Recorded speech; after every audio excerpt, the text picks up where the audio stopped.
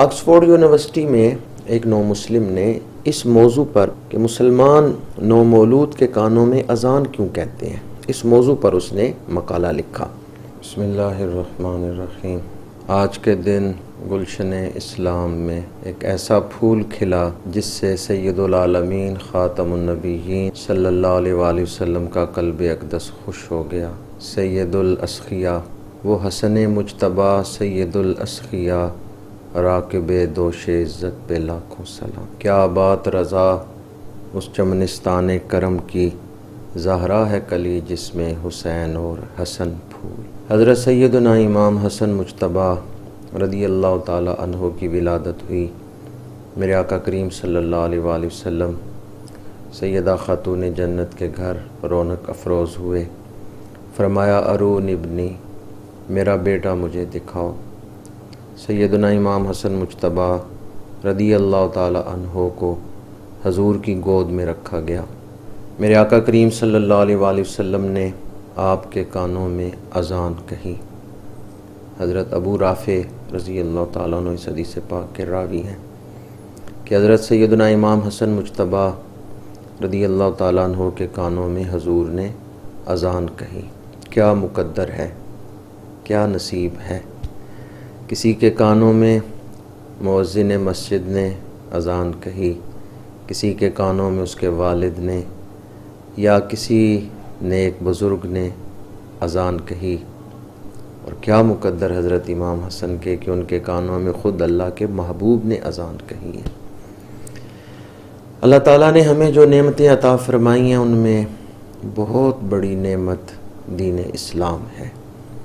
اسلام پیدائش سے لے کے وصال تک ایسی کامل تعلیمات ہمیں عطا فرماتا ہے کہ انہیں اپنانے سے جسم اور روح دونوں کے تقاضے پورے ہو جاتے ہیں، دنیا اور آخرت دونوں کی کامیابی کا دروازہ کھل جاتا ہے، خالق اور مخلوق دونوں کے ساتھ مستحکم اور پائیدار تعلق قائم ہوتا ہے۔ اسلام وہ نعمت ہے جو انسان کو دو جہانوں کی کامیابی کی کنجی عطا کر دیتی ہے۔ تو اسلامی تعلیمات میں سے ہے بچہ پیدا ہو تو اس کے کانوں میں اذان کہی جاتی ہے۔ اس کے بہت سارے فوائد ہیں۔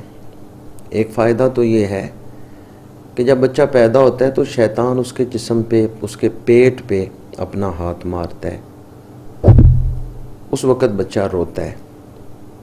تو اگر ولادت کے بعد نو مولود کے کانوں میں اذان کہہ دی جائے تو شیطانی اثرات سے بچہ محفوظ ہو جاتا ہے۔ دنیا کی زندگی میں شیطانی دھوکوں سے بچنے میں اذان اس کے لیے مددگار ہوتی ہے۔ دوسرا فائدہ، دنیا میں آتے ہی جب اللہ کا نام کانوں میں پڑتا ہے تو اس کی برکت حاصل ہوتی ہے، اور اس میں کوئی شک نہیں، اللہ کا نام بڑی برکتوں والا ہے۔ والا ذکر اللہ اکبر، اللہ کا ذکر بہت بڑا خزانہ ہے۔ تو جب بچے کے کانوں میں اذان کی صورت میں اللہ کا ذکر اور رسول اللہ صلی اللہ علیہ وآلہ وسلم کا ذکر ڈالا جاتا ہے، اور اذان کے ذریعے ایک نماز کی دعوت بھی اس کے کانوں میں ڈال دی جاتی ہے، تو اس کی روح سرشار ہو جاتی ہے۔ اللہ اور اس کے رسول کے ذکر کی برکتیں ساری زندگی اس بچے کو حاصل رہتی ہیں۔ تیسرا فائدہ جس کو کہ محدث بہقی انہوں نے نقل کیا ہے اور محدث ابو یعلا انہوں نے مسند میں نقل کیا ہے، حدیث پاک ہے کہ جب بچہ پیدا ہو اس کے کانوں میں اذان کہہ دی جائے تو وہ بچہ الصبیان نامی بیماری سے محفوظ رہتا ہے۔ یہ بچوں کی بیماری ہے، اس سے وہ محفوظ رہتا ہے۔ یعنی اس اذان کا فائدہ جسمانی اعتبار سے بھی ہے اور روحانی اعتبار سے بھی ہے۔ یہ اذان کئی بیماریوں سے بچانے کا ذریعہ بھی بن جاتی ہے۔ آکسفورڈ یونیورسٹی میں ایک نو مسلم نے اس موضوع پر پی ایچ ڈی کی کہ مسلمان نو مولود کے کانوں میں اذان کیوں کہتے ہیں، اس موضوع پر اس نے مقالہ لکھا۔ تو اس میں یہ بات اس نے نقل کی کہ بچہ دنیا میں آنے کے بعد شعور کی زندگی میں داخل ہونے تک جو آوازیں سنتا رہتا ہے وہ اس کے لاشعور پہ نقش ہوتی رہتی ہیں. ان آوازوں سے بچہ سیکھتا ہے. دیکھیں ہمارے بچے ہماری بولی بولتے ہیں تو جب وہ پنگوڑے میں ہوتے ہیں یا بستر پہ ہوتے ہیں، شیر خارگی کی عمر میں ہوتے ہیں، وہ ہماری آوازیں سنتے رہتے ہیں، وہ آوازیں ان کی سماعت سے ٹکراتی رہتی ہیں. تو جو آوازیں بچہ سنتا رہتا ہے وہ اس کے لاشعور میں محفوظ ہوتی رہتی ہیں. اس نو مسلم نے اپنی پی ایچ ڈی کے مقالے میں لکھا کہ مسلمان اپنے بچوں کی تربیت کے لیے ایک دن بھی ضائع نہیں کرتے. جس دن بچہ پیدا ہوتا ہے اسی دن اس کے کانوں میں اللہ اور اس کے رسول کا ذکر ڈال دیتے ہیں، اس کی روح پہ اللہ اور اس کے رسول کا نام نقش کر دیتے ہیں. اذان کی اور بھی بہت ساری برکتیں ہیں. حضرت سیدنا امام حسن مجتبی رضی اللہ تعالی عنہ کو اذان کے بعد میرے آقا کریم نے گھٹی دی. اور کتنے خوش نصیب تھے اہل مدینہ کے بچے کہ اہل مدینہ اپنے نومولود بچوں کو حضور کی خدمت میں لاتے تو حضور انہیں گھٹی عطا فرماتے تھے. گھٹی دینے میں حضور کے مختلف انداز تھے، لیکن آج حضرت امام حسن مجتبی کو جب گھٹی دی ہے تو میرے آقا کریم نے ان کا دہن مبارک کھولا ہے اور اپنی زبان مبارک کو ان کے دہن میں رکھ دیا ہے، اور کچھ دیر حضرت امام حسن مجتبی حضور کی زبان پاک کو چوستے رہے ہیں. پہلی غذا جو حلق سے نیچے اتری ہے، پہلی غذا جو جزو بدن بنی ہے، وہ حضور کا لعاب دہن ہے. میں اس ہستی کو کیا خراج عقیدت پیش کروں کہ جنہوں نے دنیا میں آ کے اپنی والدہ کا دودھ بعد میں پیا ہے، نبی کا لعاب دہن پہلے چوسا ہے. حضرت سیدنا امام حسن مجتبی حضور کا لعاب دہن چوس رہے ہیں. وہ لعاب جو کھاری کنویں میں پڑے تو وہ میٹھا ہو جائے، وہ لعاب جو بے نور آنکھ پہ لگے تو اسے پر نور کر دے، وہ لعاب مبارک جو ٹوٹی ہوئی پنڈلی پہ لگے تو اسے جوڑ دے، وہ لعاب مبارک دکھتی ہوئی آنکھوں پہ لگے تو مرض دور ہو جائے. جس لعاب مبارک کے بے شمار فوائد ہیں اور کوئی دنیا کا پانی یا جنت کا چشمہ اس لعاب مبارک کا مقابلہ نہیں کر سکتا. جس سے کھاری کنویں شیرائے جاں بنے، اس زلال حلاوت پہ لاکھوں سلام. میرے آقا کریم صلی اللہ علیہ وآلہ وسلم کھانا تناول فرما رہے ہیں. حدیث پاک میں ہے، مدینہ منورہ میں ایک عورت تھی جو تیز زبان تھی اور ترش روح تھی. وہ اس وقت کاشانہ نبوی میں حاضر ہوئی جب سید الوجود صلی اللہ علیہ وآلہ وسلم کھانا تناول فرما رہے تھے. تو اس نے تقاضا کیا کہ مجھے بھی کھانا عطا فرمائیں. تو حضور نے دسترخوان سے کچھ کھانا اٹھا کے فرمایا کہ یہ اس عورت کو دے دو. اس نے تقاضا کیا، نہیں، میں دسترخوان پہ پڑا ہوا کھانا نہیں لوں گی، جو آپ کے دہن مبارک میں ہے، جو لقمہ آپ چبا رہے ہیں، یہ مجھے عطا کریں. کریم آقا صلی اللہ علیہ وآلہ وسلم نے اپنے دہن مبارک سے لقمہ نکال کے اس عورت کی طرف بڑھا دیا. صحابہ کہتے ہیں پہلے وہ عورت تیز زبان اور ترش روح تھی، لیکن جب حضور کا لقمہ، وہ لقمہ جس نے دہن پاک کو چوما تھا، جس کے ساتھ لعاب دہن شریف لگا ہوا تھا، جب اس عورت نے اسے کھایا ہے، نگلا ہے، تو یکسر وہ بدل گئی ہے. اب وہ اعلیٰ اخلاق کی مالک بن گئی. اب اس کے بولنے میں مٹھاس آ گئی. اب اس کے اخلاق میں اعلیٰ رنگ آ گیا. یہ کس کی برکت تھی؟ یہ لعاب دہن نبوی کی برکت تھی.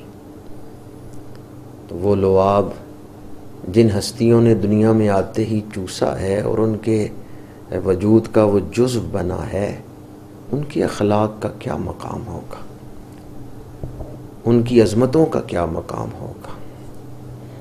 خون خیر الرسل سے ہے جن کا خمیر، ان کی بے لوث طینت پہ لاکھوں سلام. آج جس دور میں ہم زندگی گزار رہے ہیں، اچھے اخلاق سے دنیا محروم ہوتی جا رہی ہے، اور اگر ہمارا اخلاق انسانی نہیں تو ہم محض حیوانی سطح پہ زندگی گزار رہے ہیں۔ کھانا پینا اور افزائش نسل یہ تو جانوروں میں چوپایوں میں بھی ہے۔ قرآن ہمیں کہتا ہے اچھا بولو، قرآن ہمیں کہتا ہے دوسروں کے ساتھ خیر خواہی کرو، قرآن ہمیں فرشتوں سے افضل و اعلیٰ بنا دیتا ہے۔ تو قرآن ہمیں انسانی اخلاق عطا فرماتا ہے، اور اس کے لیے نمونہ کامل حضور ہیں۔ وَإِنَّكَ لَعَلَىٰ خُلُقٍ عَظِيمٍ۔ آج اس ہستی کا ذکر ہم کر رہے ہیں، ان کے اخلاق کیسے ہیں۔ مدینہ منورہ میں ایک اعرابی آیا۔ حضرت سیدنا امام حسن مجتبیٰ اس وقت مدینہ منورہ کی ایک گلی سے گزر رہے تھے۔ اس اعرابی نے آپ کو دیکھا تو بد زبانی کی، کچھ نازیبا کلمات بولے۔ حضرت امام حسن مجتبیٰ کے غلام آگے بڑھ کے اسے روکنا چاہتے تھے، اس کا گریبان پکڑنا چاہتے تھے، لیکن حضرت امام حسن مجتبیٰ نے انہیں روکا۔ وہ اعرابی جو بد زبانی کر رہا تھا اسے بولنے دیا۔ جب وہ خاموش ہوا تو آپ نے آگے بڑھ کے اسے سلام کہا۔ سلام عطا فرمانے کے بعد فرمایا تو مدینہ منورہ میں اجنبی لگتا ہے، نو وارد ہے، لگتا ہے یہاں تیرا کوئی واقف نہیں ہے، چل میرے ساتھ میرے گھر، میں تیری میزبانی کرتا ہوں۔ اس اخلاق کو دیکھ کر وہ اعرابی کہنے لگا کہ آپ خاندان رسول سے ہیں؟ فرمایا ہاں۔ اس نے کہا آپ کا حلم ہی بتا رہا ہے کہ آپ خاندان رسول سے ہیں۔ حضرت سیدنا امام حسن مجتبیٰ کو حضور نے اپنی توجہ سے حلم عطا کرنے کا ذکر کیا کہ میں اپنے بیٹے حسن کو اپنا حلم اور اپنا وقار دیتا ہوں۔ حضرت سیدنا امام حسن مجتبیٰ بڑے اعلیٰ اخلاق کے مالک تھے۔ ایک دن آپ ایک راستے سے گزر رہے ہیں تو کچھ لوگ زمین پہ بیٹھے کھانا کھا رہے ہیں، اور ان کے پاس روٹی کے خشک ٹکڑے ہیں۔ انہوں نے حضرت امام حسن مجتبیٰ کو دعوت دی کہ آپ ہمارے ساتھ بیٹھ کے کھانا کھائیں۔ اب آپ کو کھانا کھانے کی حاجت نہیں تھی، محض ان کا دل رکھنے کے لیے آپ ننگے فرش پہ مٹی پہ ان کے ساتھ بیٹھ گئے، اور خشک روٹی کے چند ٹکڑے ان کا دل رکھنے کے لیے آپ نے چبائے، اور پھر ان سے فرمایا کہ چلو اب میرے گھر چلو، میں نے تمہاری دعوت قبول کی، تمہارا کھانا کھایا، اب تم میری دعوت بھی قبول کرو۔ تو آپ دل رکھنا جانتے تھے، دل جیتتے، دل جوئی فرماتے، انتہائی اعلیٰ اخلاق کے آپ مالک تھے۔ آپ نے زندگی میں 2 دفعہ اپنا سارا مال اللہ کے راستے میں خرچ کر دیا، غرباء میں، مساکین۔ آپ نے 2 دفعہ سنت صدیقی کو زندہ فرمایا، اور 3 دفعہ آپ نے سنت فاروقی کو زندہ کیا ہے کہ اپنے گھر کا آدھا مال اپنے پاس رکھا ہے اور آدھا مال اللہ کے راستے میں دے دیا۔ شیخین کی سنتوں کو آپ تازہ فرماتے رہے ہیں، اور آپ کو شیخین سے انتہا درجے کی محبت تھی۔ اس قدر محبت تھی آپ کو شیخین کریمین سے، حضرت سیدنا صدیق اکبر رضی اللہ تعالیٰ عنہ اور حضرت سیدنا فاروق اعظم رضی اللہ تعالیٰ عنہ سے، کہ آپ نے اپنے بیٹوں کے نام ان کے ناموں پر رکھے۔ آپ کے بیٹے کا نام ابو بکر بن حسن ہے۔ آپ نے ایک شادی فرمائی ہے خاندان صدیقی میں۔ امام حسن مجتبیٰ کو کس قدر محبت ہے شیخین کریمین سے کہ آپ داماد ہیں حضرت صدیق اکبر کے۔ حضرت صدیق اکبر کی پوتی ہند بن عبد الرحمن بن ابو بکر وہ حضرت امام حسن کے نکاح میں ہیں۔ تو آج ہم جن ہستیوں سے محبت کرتے ہیں، ہمیں ان کی تعلیمات کو بھی اپنانا چاہیے، ہمیں ان کی نسبتوں کا بھی خیال رکھنا چاہیے، ہمیں ان کے بتائے ہوئے راستے پر چلنا چاہیے۔ محبت شریعت کی پابند ہو تو پھر وہ اللہ اور اس کے رسول کی بارگاہ میں قبول ہوتی ہے، اور اگر محبت منہ زور ہو، شریعت کی پابند نہ ہو، تو ایسی محبت، ایسی منہ زور محبت، شریعت کی حدیں توڑنے والی محبت اللہ اور اس کے رسول کی بارگاہ میں کوئی حیثیت نہیں رکھتی۔ آج ہم جس ہستی کا ذکر کر رہے ہیں، انہوں نے امت مسلمہ پر بڑے احسانات فرمائے ہیں، آج تک امت ان کے فیض سے مستفید ہو رہی ہے اور آئندہ ہوتی رہے گی۔ کراچی میں حضرت شاہ عبداللہ غازی، بغداد شریف میں حضور غوث اعظم شیخ عبدالقادر جیلانی، اور لاہور میں حضرت سیدنا داتا گنج بخش علی حجویری، قصور میں حضرت پیر بلے شاہ قصوری رحمۃ اللہ علیہ، تاجدار گولڑا، یہ سب ہستیاں گلشن حسن ہی کے مہکتے ہوئے پھول ہیں۔ شگفتہ گلشن زہرا کا ہر گلے تر ہے، کسی میں رنگ علی، کسی میں بوئے رسول۔ اللہ تعالی ہمیں اس دور کے فتنوں سے محفوظ فرمائے اور اخلاق حسنہ اپنانے کی توفیق عطا فرمائے۔ ہماری طبیعتوں میں اللہ کریم حضرت امام حسن مجتبی رضی اللہ تعالیٰ عنہ کے قدوم میمنت لزوم کا صدقہ نرمی پیدا فرمائے، تحمل عطا فرمائے۔ آج میں ایک حدیث پاک آپ کو بطور تحفہ سنا رہا ہوں، اسے اپنے گھروں میں لکھ کے اگر لگوا لیں تو اس کی بڑی برکت ہوگی گھر کے ماحول کو پرامن بنانے میں۔ میرے آقا کریم صلی اللہ علیہ وآلہ وسلم نے فرمایا، جس خاندان پہ اللہ کرم کرنا چاہتا ہے اس کے افراد کے دلوں میں نرمی پیدا فرما دیتا ہے۔ اللہ کو نرمی پسند ہے۔